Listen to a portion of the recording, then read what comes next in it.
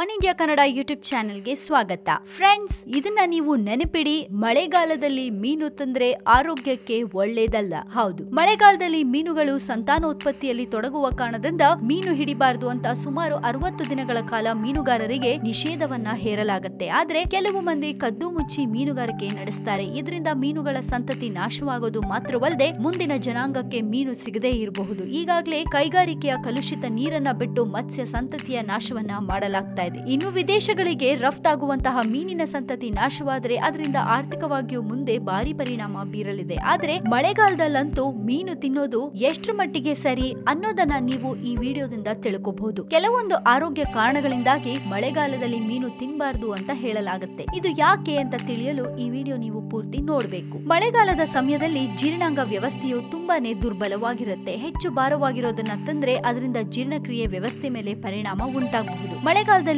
ಮಾಂಸಾಹಾರವನ್ನ ತ್ಯಜಿಸಿದ್ರೆ ತುಂಬಾನೇ ಒಳ್ಳೆಯದು. ಇನ್ನು ಮಳೆಗಾಲದಲ್ಲಿ ನೀರು ಕಲುಷಿತವಾಗೋದು ತುಂಬಾನೇ ಸಾಮಾನ್ಯ. ಕಲುಷಿತ ನೀರಿನಿಂದ ಹಿಡಿದ ಮೀನನ್ನ ನೀವು ತಿಂದ್ರೆ ಕಾಲರಾ, ಅತಿಸಾರ, ಕಾಮಾಲೆ ಮತ್ತು ಟೈಫಾಯ್ಡ್ ಬರಬಹುದು. ಇನ್ನು ಮಳೆಗಾಲದಲ್ಲಿ ಹೆಚ್ಚಾಗಿ ಮೀನುಗಳು ಮೊಟ್ಟೆ ಇಡುವ ಸಮಯವಾಗಿರುತ್ತೆ. ಮೊಟ್ಟೆ ಇರುವ ಮೀನನ್ನ ನೀವು ತಿಂದ್ರೆ ಆಗ ಆಹಾರ ವಿಷವಾಗಬಹುದು ಅಥವಾ ಹೊಟ್ಟೆಯಲ್ಲಿ ಸೋಂಕು ಕಾಣಿಸ್ಕೋಬಹುದು. ಮಳೆಗಾಲದಲ್ಲಿ ಬೇಡಿಕೆ ಇರುವ ಕಾರಣದಿಂದಾಗಿ ಮೇ ತಿಂಗಳ ಅಂತ್ಯದ ವೇಳೆ ಹಿಡಿದ ಮೀನನ್ನ ಸಂಗ್ರಹಿಸಿ ಇಡಲಾಗುತ್ತೆ. ಮಳೆಗಾಲದಲ್ಲಿ ಮಾರಲಾಗುವ ಹೆಚ್ಚಿನ ಮೀನುಗಳು ತಾಜಾವಾಗಿ ಇರೋದಿಲ್ಲ. ಮೀನು ಶೇಖರಣೆಯ ಜಾಗವು ಸ್ವಚ್ಛವಾಗಿ ಇರದೇ ಇದ್ರೆ ಮೀನು ತಿಂದ ಮರುದಿನ ನಿಮ್ಗೆ ವಾಂತಿಯಾಗಬಹುದು. ಇನ್ನು ನಗರಗಳ ಚರಂಡಿಯಲ್ಲಿರುವ ಎಲ್ಲಾ ರೀತಿಯ ಕಸ ಕಡ್ಡಿಗಳು ಮಳೆಗಾಲದ ನೀರಿಗೆ ಕೊಚ್ಚಿ ಹೋಗುತ್ತೆ. ಇದರಿಂದ ಕೆರೆ ಹಾಗೂ ಸಮುದ್ರದ ನೀರು ಕೂಡ ಕಲುಷಿತವಾಗುತ್ತೆ. ಇನ್ನು ಮಳೆಗಾಲದಲ್ಲಿ ಈ ಕಾರಣದಿಂದಾನೇ ನೀರು ವಿಷವಾಗುತ್ತೆ. ಇಂತಹ ನೀರಿನಿಂದ ಹಿಡಿದ ಮೀನು ತಿಂದ್ರೆ ಆರೋಗ್ಯ ಕೆಡತ್ತೆ ಖಂಡಿತ. ಹಾಗೆ ಕೆಲವೊಂದು ಕಡೆಗಳಲ್ಲಿ ಮಳೆಗಾಲಕ್ಕೆ ಮೀನನ್ನ ಸಂಗ್ರಹಿಸಿಡಲು ರಾಸಾಯನಿಕಗಳನ್ನ ಬಳಸಲಾಗುತ್ತೆ. ಪಾಲಿಫಾಸ್ಫೇಟ್ ಮತ್ತು ಸಲ್ಫೇಟ್ ಬ್ಯಾಕ್ಟೀರಿಯಾ ಮತ್ತು ಫಂಗಲ್ ಅನ್ನ ದೂರವಿಡುತ್ತೆ. ಆದ್ರೆ ಈ ರಾಸಾಯನಿಕಗಳಿಂದ